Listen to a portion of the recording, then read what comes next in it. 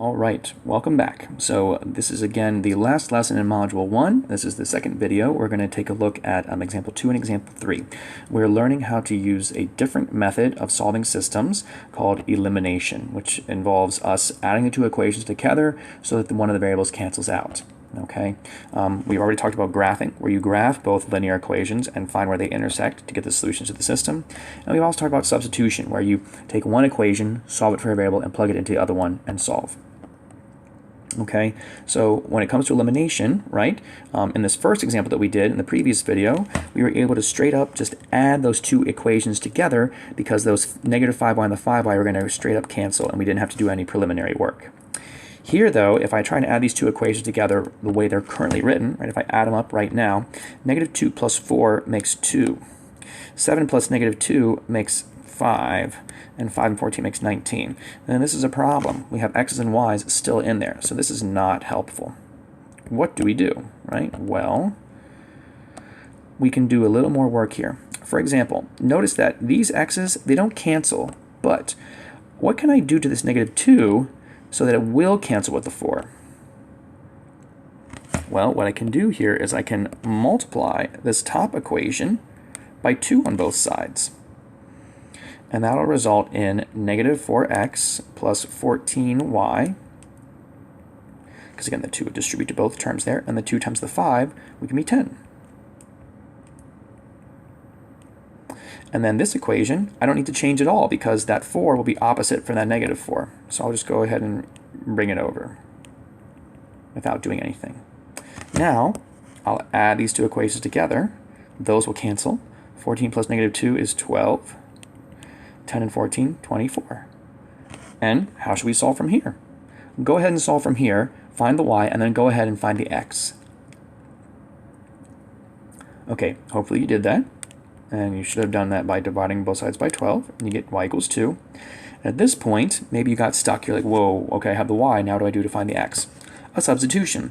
You can plug the y in here, or in here, or in here, or in here. Okay, any place you see a y, you can plug it in.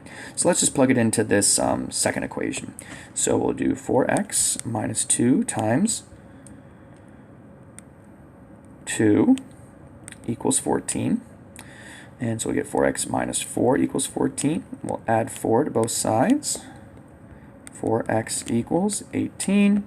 And we'll divide both sides by 4. And we're going to get 9 halves when we simplify it there, or 4.5 if you like decimals.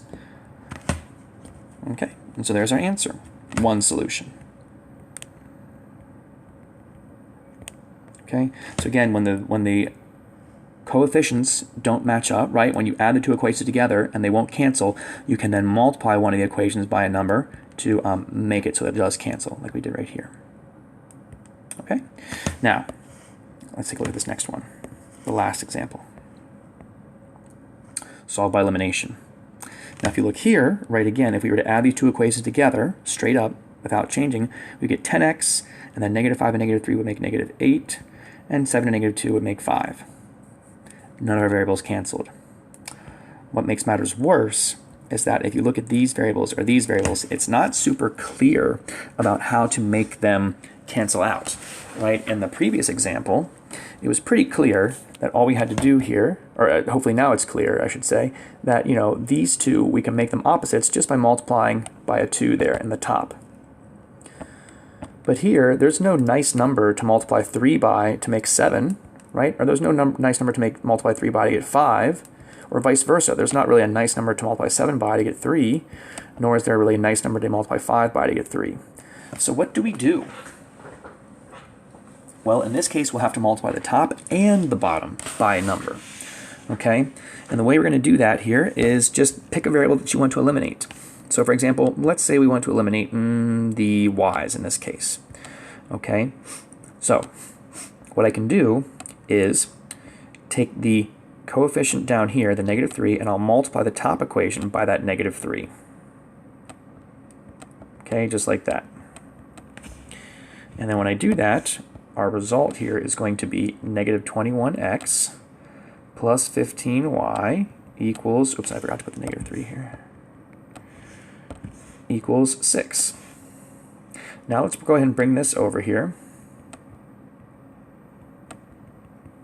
And maybe you'll see now what to do. We multiply the top equation, remember. I said let's eliminate the y's, and I said we're going to multiply the top equation by the bottom coefficient there of the y. Just multiply by the -3 right there, like that. And now that I've done that, maybe you can see, okay, if I want to eliminate the y's, what do I need to do to this so that it will eliminate with this, 15? We're going to multiply the bottom equation by what? -5. Okay? So that results, and again, so we'll keep the top one the same.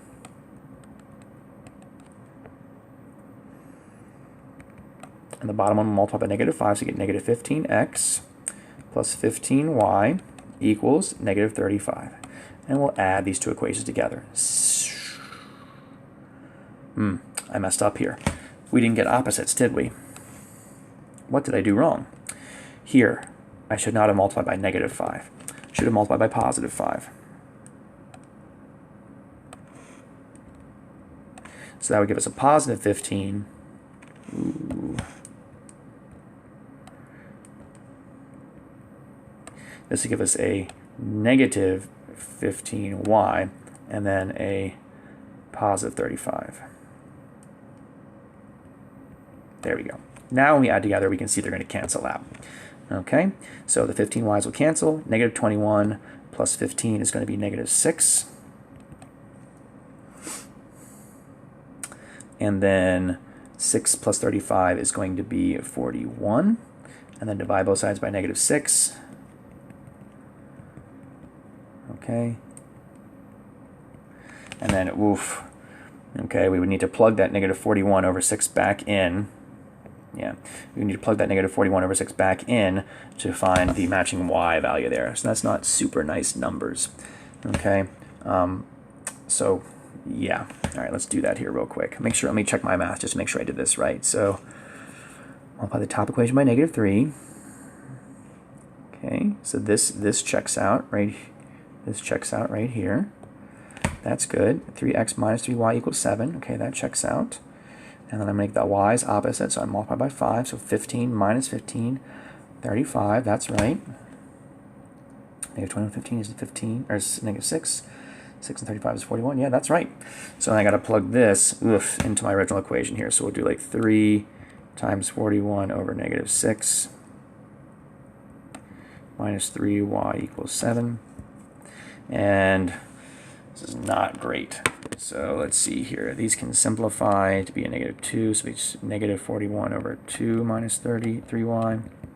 So I'll add 41 over 2 to both sides.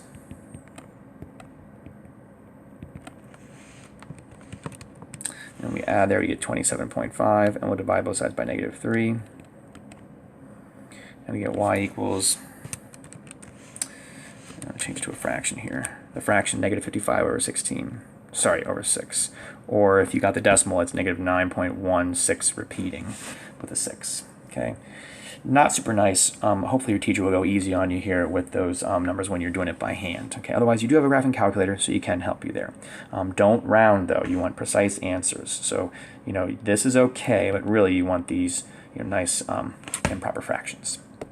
All right, thanks guys, and we'll see you in the next module.